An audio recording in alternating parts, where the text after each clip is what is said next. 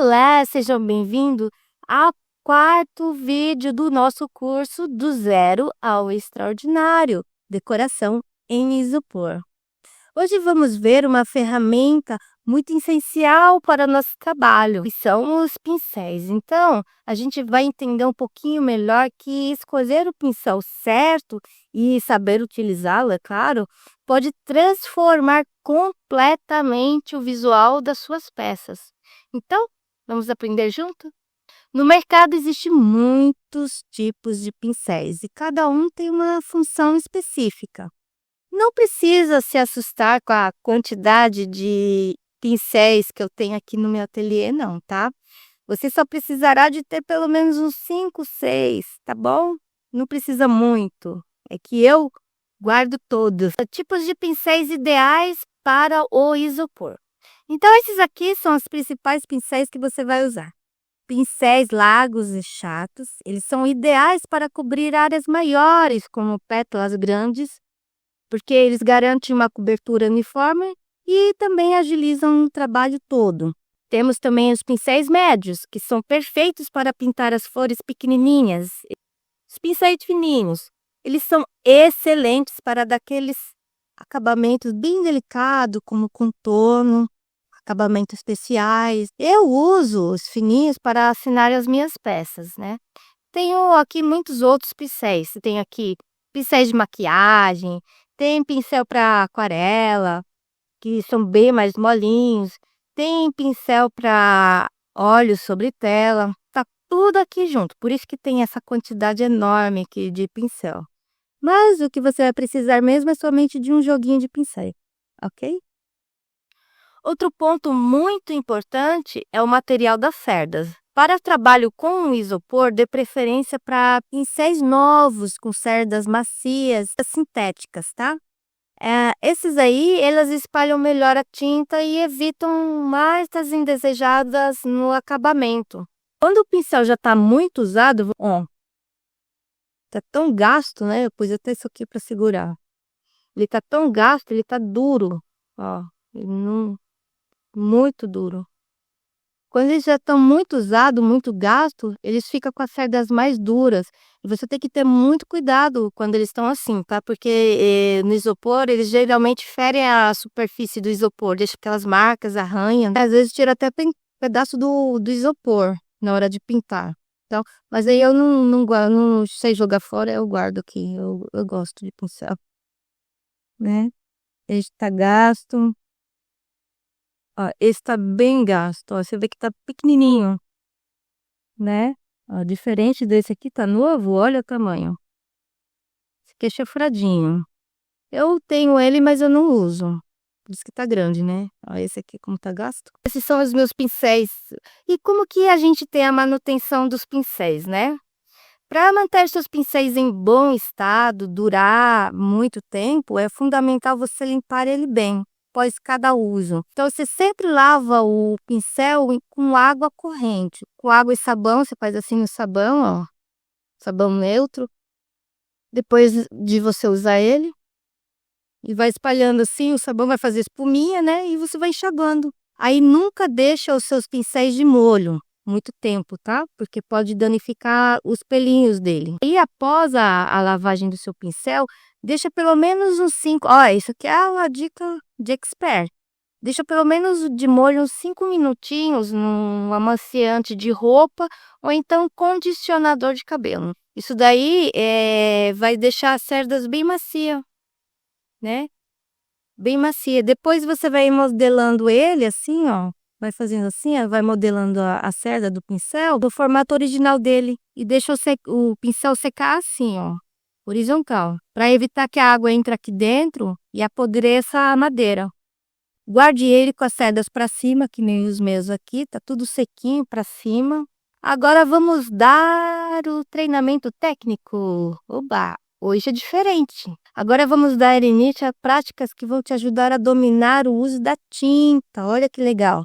Da tinta no isopor. Vamos trabalhar a coordenação motora para aprender a usar a quantidade certa de tinta e experimentar movimentos diferentes, movimentos básicos que servirão de base para projetos maiores. Os materiais que a gente vai usar nessa aula de hoje é um pedacinho de isopor. Se você ainda não tem isopor, não se preocupa. Sabe aqueles pratinhos de isopor que vem fruta ou legume? Você pode usar aquele por enquanto, tá? Qual tinta a gente vai usar? Eu vou indicar para vocês comprarem primeiro guache, uma tinta bem acessível a todo mundo. Você provavelmente já deve ter aí em casa. E pincel, a gente vai precisar de um pincel fino e um pincel médio. Pode também ser o que você já tem aí. Se for um pouquinho mais grosso, não tem problema, a gente vai se adaptando. A gente vai precisar também um avental para proteger a roupa, certo?